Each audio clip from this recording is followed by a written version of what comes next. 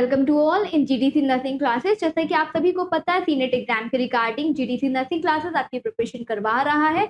आपकी लर्निंग को और भी ज्यादा इनहेंस करने के लिए, इंप्रूव करने के लिए हम क्लासेस ले रहे हैं। सीनेट एग्जाम के रिगार्डिंग जितने भी सब्जेक्ट आते हैं इसमें हम उन सभी के बारे में वीडियोस अपलोड कर रहे हैं आपकी प्रिपरेशन को और भी ज्यादा इनहेंस करने के लिए। तो इसी के साथ में हमारा ये वीडियो लेकर आए हैं हम आपके सामने। कौन से सब्जेक्ट को लेकर? ये वाला सब्जेक्ट है माइक्रोबायोलॉजी। इसमें हम डिस्कस करें part 3 and the next video में हम डिस्कस करेंगे पार्ट 4 के बारे में। इससे पहले के 2 वीडियोस हम अपलोड कर चुके हैं माइक्रोबायोलॉजी के पार्ट 1 एंड द पार्ट 2। तो चलिए बिना किसी डिले के आज के वीडियो को स्टार्ट करते हैं। तो पहला एमसीक्यू है हमारा सीडी सेल आर। तो सीडी सेल्स होते हैं वो किस लिए होते हैं? क्या वो टी हेल्पर सेल्स होते हैं, या फिर टी सप्रेसर सेल होते हैं, या फिर नल सेल्स होते हैं? Last one is killer cell होते हैं। तो CD4 सेल होता है, ये किस लिए? डायग्नोसिस के लिए मेनली यूज किया जाता है, HIV इन्फेक्शन को डिटेक्ट करने के लिए। होता क्या है इसमें, जो WBCs होते हैं and the T helper cell होते हैं, इनका अमाउंट बहुत ज्यादा बढ़ जाता है, जो हेल्प करता है डायग्नोस करने के लिए HIV इन्फेक्शन। इसी के साथ साथ जो CD4 सेल्स होते हैं, इनमें क्या होता है? टी हेल्पर सेल होते हैं, टी सप्रेसर होते हैं, या फिर नल सेल होते हैं, या किलर सेल होते हैं। तो CD4 सेल्स में क्या होता है? टी सप्रेसर सेल होते हैं, जो क्या करते हैं? सप्रेस करने का काम करते हैं टी सेल्स को, और इन्फेक्शन से प्रिवेंट भी करते हैं। CD4 cells are known as the T suppressor cell. क्या करते हैं? ये प्ले करते हैं क्रूशियल रोल को in the immune system. Immunity को और भी ज्यादा बूस्टअप करने के लिए ये काम करते हैं। इसी के साथ साथ टी सेल्स जो होते हैं, इनका अमाउंट बहुत ज्यादा बढ़ा हुआ होता है, तब हम डायग्नोस कर पाते हैं कि पेशेंट को क्या है, HIV है। HIV इन्फेक्शन से पेशेंट सफर कर रहे, उसके प्रोग्नोसिस को हम फाइंड आउट करने के लिए इसका यूज करते हैं। नर्व सेल्स जो होते हैं वो लिम्फेटिक सेल्स होते हैं। इसमें जो इनके सरफेस के ऊपर ये कैरेक्टराइज्ड होते हैं, इसमें T सेल और B सेल्स जो एब्सेंट होते हैं, इसमें प्रेजेंट नहीं होते। किलर सेल में क्या होता है? ये डिटेक्ट करते हैं, हेल्प करते हैं, जब भी कोई एंटीजन फॉरेन पार्टिकल्स बॉडी के अंदर होता है, उस इन्फेक्शन को डिटेक्ट करके उसको किल करने का काम किसका होता है? किलर सेल का होता है। अगर किसी का इम्यूनिटी बहुत अच्छा है तो वो जो इम्यून सिस्टम में जो सेल्स होते हैं वो एक्टिवेट हो जाते हैं। कौन से सेल्स एक्टिवेट होते हैं? किलर सेल एक्टिवेट होते हैं, जो आइडेंटिफाई करते हैं किसी भी बैक्टीरिया और वायरस को, और उसको किल करने का ये काम करते हैं। तो क्या होगा? CD4 सेल्स कैसे हैं? टी सप्रेसर सेल के नाम से भी इनको जानते हैं। नेक्स्ट हम देखेंगे, और इसका यूज क्या क्यों करते हैं? HIV के प्रोग्नोसिस को फाइंड आउट करने के लिए। नेक्स्ट क्वेश्चन है हमारा, commonly used iodine component is compound. Most commonly iodine का कौन सा कंपाउंड यूज किया जाता है? फिनॉल का यूज करते हैं, सिफेलोस्पोरिन का यूज करते हैं, या फिर साइक्लोसरिन का यूज करते हैं, या फिर बीटाडीन का यूज करते हैं। तो मेनली जो कॉमनली यूज किया जाता है, आप सभी को पता है, हम क्या यूज करते हैं? बीटाडीन का यूज करते हैं, जो आयोडीन के क्लास से ही आता है। बीटाडीन क्या commonly used antiseptic containing iodine, जो क्या कंटेन करता है? आयोडीन को कंटेन करता है, जो एंटीसेप्टिक सोल्यूशन है।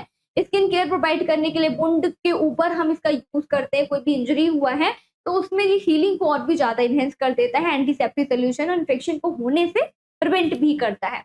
इसी के साथ साथ फिनॉल जो है वो डिसइंफेक्टेंट है, एंड सिफेलोस्पोरिन ट्यूबरक्लोसिस को ट्रीट करने के लिए साइक्लोसरिन का भी यूज करते हैं। तो ये सारी एजेंट कैसे डिसइंफेक्टेंट में यूज किए जाते हैं, पर बीटाडीन कैसा है? कॉमनली यूज किया जाता है किसके लिए? आयोडीन के फॉर्म में। तो बीटाडीन हमारा कैसे एंटीसेप्टिक सोल्यूशन है। The most primitive organism is, most primitive organism simpler structure क्या होता है? ऐसा कौन सा ऑर्गेनिज्म है जो सिंपलर स्ट्रक्चर में होगा? फंगस होता है, बैक्टीरिया होता है, प्रोटोजोआ होता है, या फिर वायरस होते हैं। तो सबसे ज्यादा मोस्ट प्रिमिटिव ऑर्गेनिज्म क्या है? बैक्टीरिया है। क्या है? बैक्टीरिया है, जो किसके अंदर आता है? प्रोकैरियोटिक के अंदर आता है। Bacteria are considered primitive due to their simpler structure and the dependence on the host cell. ये किसके ऊपर डिपेंड करते हैं? होस्ट सेल के ऊपर डिपेंड करते हैं, और इनका स्ट्रक्चर भी कैसा होता है? बहुत ही ज्यादा सिंपलर फॉर्म में होता है। नेक्स्ट हम देखेंगे हिस्टामिन कॉज। हिस्टामिन जो एंटी एलर्जिक मेडिकेशन होता है, वो क्या कॉज करता है बॉडी के अंदर? क्या क्या साइन और सिम्टम्स दिखते हैं? क्या कॉन्ट्रेक्शन होता है स्मूथ मसल्स का? वैसोडाइलेशन होता है, जो वेसल्स होते हैं वो डायलेट हो जाते हैं, वाइडन हो जाते हैं बहुत ज्यादा, या फिर इंक्रीज्ड कैपिलरी परमेबिलिटी, मींस जो वेसल्स होते हैं, कैविटी होते हैं, उनके अंदर से फ्लूइड लीक करने लगता है, और एडिमा एंड द इन्फ्लेमेशन की कंडीशन भी अराइज होती है। तो हिस्टामिन क्या कॉज करता है? Contraction of the smooth muscles, या फिर वैसोडाइलेशन, या फिर increased permeability of the capillary. तो ये सारी ही condition as a side effect देखने को मिलती है जब भी पेशेंट हिस्टामिन लेते हैं। Histamine cause the smooth muscle contraction, vasodilation and the increased capillary permeability. Next हम देखेंगे अपॉर्चुनिस्टिक इन्फेक्शन ऑफ 10 कॉज। ये किस वजह से अपॉर्चुनिस्टिक जो भी बैक्टीरिया है या फिर वायरस है उनको क्या अपॉर्चुनिटी मिलती है, किस वजह से वो हमारी बॉडी के ऊपर जीत जाते हैं, विन कर जाते हैं और इन्फेक्शन को कॉज करते हैं। Due to host weaken immunity system, अगर कोई भी होस्ट है, कोई भी पेशेंट है, कोई भी ह्यूमन बींग है, अगर उनका इम्यूनिटी सिस्टम वीक होगा तो इन्फेक्शन होगा उन्हें या फिर नहीं होगा? बिल्कुल से होगा। कोरोना में क्या हो रहा था, जिनकी इम्यूनिटी बहुत ही ज्यादा वीक थी उनको इन्फेक्शन जल्दी से कैच कर रहा था।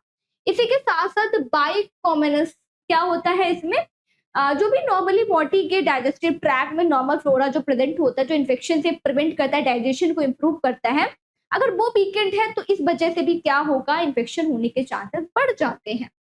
Due to reduction of the indigenous microbiota, इसकी वजह से भी क्या होता है, जो नॉर्मली नेचुरली जो ऑर्गेनिज्म होते हैं बॉडी में प्रेजेंट होते हैं, अगर इनका इम्बैलेंस हो जाता है बॉडी के अंदर तो भी इन्फेक्शन कॉज होता है।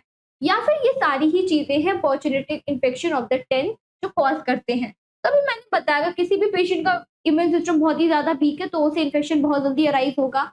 अगर कॉमनस नॉर्मली फ्लोरा जो बॉडी में प्रेजेंट होता है वो डिस्पेयर्ड हो गया है, फिर वो अच्छे से काम नहीं कर रहा है या फिर वो इन्वेड कर रहा है, हार्मफुल इफेक्ट को शो कर रहा है तो भी इन्फेक्शन होगा। इसी के साथ साथ रिडक्शन हो रहा है इंडिजिनस माइक्रोबायोटा का तो भी क्या होगा, इम्बैलेंस हो रहा है, जो नेचुरली बॉडी में माइक्रो ऑर्गेनिज्म प्रेजेंट होते हैं उनका इम्बैलेंस हो रहा है तो भी इन्फेक्शन बॉडी में कॉज होता है। तो ये सारे ही कंडीशन क्या है, कॉज करते हैं अपॉर्चुनिस्टिक इन्फेक्शन को। अपॉर्चुनिस्टिक इन्फेक्शन अगर when the host immunity is weakened often caused by the commons और the reduction in the indigenous microbiota. तो ये सारी ही कंडीशन है जो बॉडी में इन्फेक्शन को कॉज करती है। Genetic material of the virus में भी, जो जेनेटिक मटेरियल होता है वायरस का वो किससे मिलकर बना होता है, क्या डीएनए होता है, आरएनए होता है, या फिर डीएनए और आरएनए दोनों से मिलकर बना होता है, या फिर इधर आरएनए और द डीएनए, या फिर एक चीज होती है।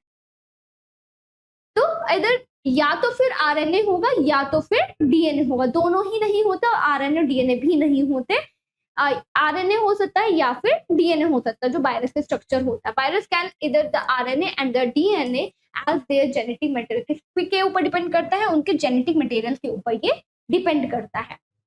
If hypersensitivity reaction develop within 24 to 72 hours, that is called, जब भी डिले हो रहा है साइड इफेक्ट शो होने में, नॉर्मली हम कोई भी मेडिकेशन देते हैं, कुछ कुछ मेडिकेशन ऐसे होते हैं कि उनका साइड इफेक्ट तुरंत ही दिख जाता है, बट सब मेडिकेशन ऐसे होते हैं जो later on some time period के बाद में उनका रिएक्शन बॉडी में अकर होता है। तो जब भी बॉडी में कितने टाइम पीरियड के बाद में, 24 टू 74 आवर्स के बाद में जब वो रिएक्शन शो कर रहा है, साइड इफेक्ट शो कर रहा है, तो उस कंडीशन को क्या कहेंगे, क्या हम एनाफाइलेक्टिक रिएक्शन कहते हैं, या फिर इम्यून कॉम्प्लेक्स रिएक्शन कहते हैं, या फिर साइटोटॉक्सिक रिएक्शन कहते हैं, या फिर डिलेड रिएक्शन कहते हैं। तो जब भी बॉडी में 48 या फिर 72 आवर्स के अंदर कोई भी रिएक्शन शो हो रहा है तो उस कंडीशन को हम बोलते हैं डिलेड रिएक्शन। कैसा रिएक्शन है, डिलेड, यानी कि देर से हो रहा है। Delayed hypersensitivity reaction occurs 24 to 72 hours after the exposure to any antigen। जब भी बॉडी किसी भी एंटीजन के कांटेक्ट में आती है तब इसका एक्शन या फिर इसका रिएक्शन बॉडी में अकर होता है। एनाफाइलेक्टिक भी क्या होता है, एलर्जिक रिएक्शन होता है बॉडी में। सेरोटोनिन क्या कॉज करता है, सेरोटोनिन क्या होता है, ये मेंटली जो भी प्रॉब्लम होती है उसको ट्रीट करने के लिए देते हैं। अगर स्लीप साइकिल इम्पेयर्ड है तो इसलिए सेरोटोनिन का यूज किया जाता है, या फिर वीकेंड इम्यून सिस्टम है तो उसके लिए भी देते हैं, एपेटाइट को इम्प्रूव करने के लिए भी सेरोटोनिन का यूज किया जाता है। तो ये कॉज क्या करता है एक्चुअली में, इंक्रीज कैपिलरी परमेबिलिटी, बॉडी के अंदर जो भी कैपिलरीज हैं उसमें से क्या हो रहा है, फ्लूइड लीक कर रहा है, एडिमा हो रहा है, इन्फ्लेमेशन हो रहा है, या फिर वैसो कॉन्स्ट्रिक्शन, वेसल्स क्या हो रहे हैं, कॉन्ट्रैक्टेड हो रहे हैं, या फिर smooth muscle contraction, smooth muscle का कॉन्ट्रैक्शन हो रहा है, या फिर ये सारी ही चीजें कॉज होती है। तो सेरोटोनिन क्या कॉज करता है, ये सारी ही चीजों को कॉज करता है। कैपिलरीज की परमेबिलिटी भी बढ़ जाती है, वैसो कॉन्स्ट्रिक्शन भी होता है और स्मूथ मसल्स का कॉन्ट्रैक्शन भी होता है। Serotonin causes the smooth muscle contraction, vasoconstriction and the increased capillary permeability. Next अब देखेंगे पॉलीमाइक्सिन इज ये क्या है? पॉलीमाइक्सिन क्या होता है? पॉलीमाइक्सिन क्या कॉज करता है? क्या ये डिसइंफेक्टेंट है या फिर फ्यूमिगेशन के लिए यूज किया जाता है? स्टेरिलाइज्ड एजेंट है या फिर सेल मेम्ब्रेन को इनहिबिटर की तरह से ये काम करता है? तो पॉलीमाइक्सिन का क्या काम है? डिसइंफेक्टेंट क्या होता है? कोई सोल्यूशन होता है जिसको हम इन्फेक्शन, जैसे कि फिनॉल है, ये क्या है? डिसइंफेक्टेंट है।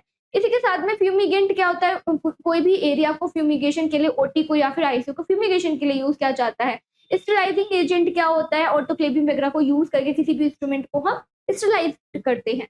अभी पॉलीमाइक्सिन का यूज किस लिए किया जाता है? सेल मेम्ब्रेन इनहिबिटर के लिए हम पॉलीमाइक्सिन का यूज करते हैं। पॉलीमाइक्सिन इज एन एंटीबायोटिक। ये क्या है? एक मेडिकेशन है। क्या है? मेडिकेशन है। ये एक मेडिकेशन है जो डिस्टर्ब कर देती है बैक्टीरियल सेल वॉल को। कोई भी बैक्टीरिया होता है उसकी सेल वॉल को ये डैमेज करते हैं। जैसे पेनिसिलिन क्या काम करता है? किसी भी बैक्टीरिया वायरल की सेल मेम्ब्रेन के ऊपर अटैक करता है, जिसकी वजह से वो वायरल या फिर वो बैक्टीरिया किल हो जाता है। इसी तरीके से इस मेडिकेशन का भी क्या काम होता है? सेल वॉल को ब्रेक करना, इंटरप्ट करना, जिसकी वजह से जो वायरल है या फिर बैक्टीरिया उसकी ग्रोथ को इनहिबिट कर पाए और वो आगे की तरफ फर्दर मल्टीप्लिकेशन की प्रोसेस ना हो पाए आगे, तो उसको प्रिवेंट करने के लिए इसका यूज करते हैं। नेक्स्ट हम देखेंगे food packed in plastic for microwaving. जब भी फूड को पैक किया जाता है उसको माइक्रोवेविंग के थ्रू स्टराइल करते हैं, एंटीसेप्टिक सोल्यूशन मतलब क्लीन करते हैं, तब इस प्रोसेस को क्या कहेंगे? फ्रीजिंग करके, फ्रीजिंग ड्राइड करके करते हैं, डिहाइड्रेट करके करते हैं, ऑटोक्लेव्ड करके करते हैं, या फिर पैक्ड असेप्टिकली। जो भी पैकेट होता है उसको असेप्टिकली टेक्निक का यूज करते हुए पैक करते हैं। तो क्या होगा? Food packed in a plastic. जब भी हम फूड को प्लास्टिक में पैक कर रहे हैं फॉर द माइक्रोवेविंग के लिए, तो वो कैसे पैक करते हैं? उसको पैक्ड असेप्टिकली, असेप्टिक टेक्निक का यूज करते हुए उसे पैक किया जाता है। For the microwaving are often packed aseptically to prevent the contamination. इसके थ्रू कंटामिनेशन के प्रोसेस को हम ब्रेक कर पाए, असेप्टिक टेक्निक का यूज करते हुए उसको पैक करते हैं। नेक्स्ट हम देखेंगे bacteria was discovered by the. सबसे पहले बैक्टीरिया को किसने डिस्कवर किया? रॉबर्ट कोच ने। पार्ट 2 और पार्ट 1 में डिस्कस कर चुके हैं कि रॉबर्ट कोच ने क्या डिस्कवर करा था। क्या करा था? ट्यूबरक्लोसिस के बारे में। करेक्ट। अगर आपने पार्ट 1 और पार्ट 2 वीडियो नहीं देखा है तो उसको जरूर से देखिएगा। इस वीडियो में हम आगे के फर्दर रिमेनिंग एमसीक्यू को डिस्कस कर रहे हैं। लुईस पास्चर ने क्या किया था? किसके बारे में? पास्चराइजेशन के प्रोसेस के बारे में डिस्कवर करा हुआ है। ल्यूवेनहोक ने क्या करा? ल्यूवेनहोक ने किसके बारे में बताया? आगे देखेंगे। ग्राम ने क्या करा है? किसके बारे में डिस्कवर करा है? माइक्रो ऑर्गेनिज्म के बारे में डिस्कवर करा था इन्होंने। तो सबसे पहले बैक्टीरिया को किसने डिस्कवर करा है? ल्यूवेनहुक ने डिस्कवर करा था। Antonie van Leeuwenhoek is credited with the discovered of the bacteria. इन्हें क्रेडिट दिया गया है क्योंकि इन्होंने बैक्टीरिया को सबसे पहले डिस्कवर करा था। रेस्ट ऑफ जो रॉबर्ट कोच ने ट्यूबरक्लोसिस बैक्टीरिया के बारे में डिस्कवर करा था। लुईस पास्चर ने पास्चराइजेशन के प्रोसेस के बारे में, स्टेरिलाइजेशन के बारे में कवर करा है। और नेक्स्ट एमसीक्यू हमारा क्या है? Which is not a gram positive bacteria. दो तरीके के होते हैं, gram positive and the gram negative. Gram positive में क्या डिफरेंस होता है? ग्राम पॉजिटिव में उनका वॉल, सेल वॉल अलग होता है, थिकेंड होता है। जो कलर होता है वो पर्पल कलर का होगा, वायलेंट कलर का होता है। स्टैफिलोकोकई या फिर स्टैफिलोकोकस ये बैक्टीरिया इसके अंदर आते हैं। निगेटिव में क्या होता है? ग्राम निगेटिव में इनका सेल वॉल अलग होता है, एलपीएस का बना हुआ होता है। इसी के साथ साथ जो इनका स्ट्रेन होता है वो पिंक कलर का होता है और इसमें फंगल वगैरह जो इन्फेक्शन होते हैं वो आते हैं, इकोलाई वगैरह। तो न्यूमोकोकस एक ग्राम पॉजिटिव बैक्टीरिया है या फिर स्टैफिलोकोकस ऑरियस ग्राम पॉजिटिव बैक्टीरिया है। नाइजेरिया या फिर कॉर्निबैक्टीरियम डिप्थेरिया क्या है? ग्राम पॉजिटिव बैक्टीरिया नहीं है। नोट लगा है तो ये ध्यान रखिएगा कि इनमें से कौन सा बैक्टीरिया ग्राम पॉजिटिव बैक्टीरिया नहीं है। तो इसमें दिया which is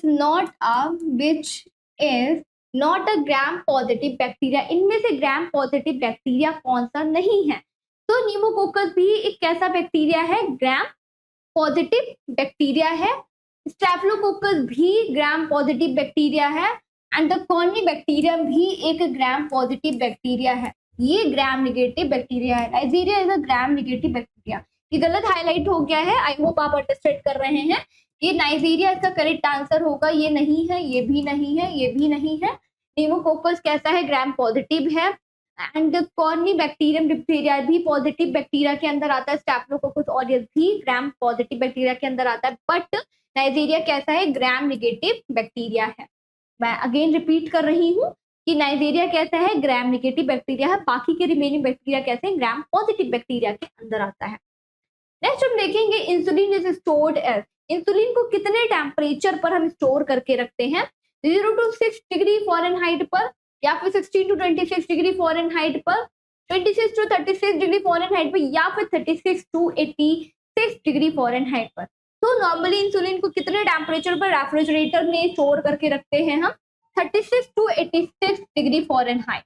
Insulin is typically stored in the refrigerator at the temperature range of 2 to 8 degree Celsius से 36 डिग्री to 46 डिग्री फ़ारेनहाइट पर। इतने ही टेम्परेचर पर हम इंसुलिन को स्टोर करके रखते हैं, ना ही तो इससे कम टेम्परेचर होगा या फिर इससे ज्यादा भी टेम्परेचर नहीं होना चाहिए। तो नॉर्मली कॉमनली जो टेम्परेचर दिया गया है वो कितना है, 36 to 86 डिग्री फ़ारेनहाइट टेम्परेचर पर इंसुलिन को हम स्टोर करके रखते हैं। नेक्स्ट हम देखेंगे which radiation is use to preserve food. ऐसा कौन सा रेडिएशन है जो फूड को प्रिवेंशन के लिए हम यूज करते हैं, फूड को खराब होने से बचाने के लिए यूज किया जाता है। रेडियो एक्टिव का यूज करते हैं, नॉन आयोनाइजिंग का यूज किया जाता है, ग्राम रेस का यूज करते हैं, गामा रेस को, या फिर इनमें से किसी का भी यूज नहीं किया जाता है। तो कौन से रेडिएशन का यूज कर रहे हैं, हम यूज करते हैं गामा रेस का।